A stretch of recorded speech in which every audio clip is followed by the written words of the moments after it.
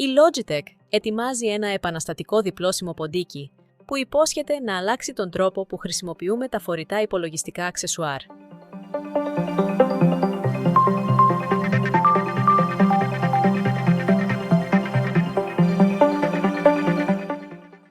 Το νέο ασύρματο ποντίκι διπλώνει στη μέση σαν foldable τηλέφωνο, προσφέροντας 22% λιγότερη μυϊκή καταπώνηση σε σχέση με τη χρήση trackpad laptop. Αυτή η σημαντική βελτίωση στην εργονομία αντικατοπτρίζει την αυξανόμενη ανάγκη των επαγγελματιών για πιο υγιείς λύσεις εργασίας.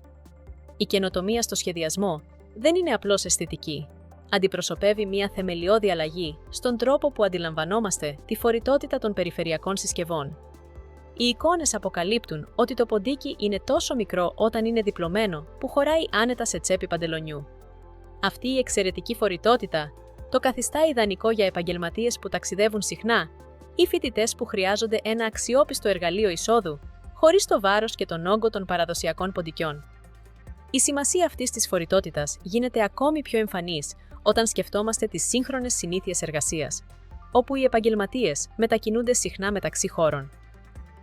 Το μικρό μέγεθος του διπλώσιμου ποντικιού σημαίνει ότι δεν χρειάζεται ξεχωριστή θήκη ή τσάντα, μειώνοντας σημαντικά τον όγκο των αντικειμένων που πρέπει να μεταφέρει κάποιος.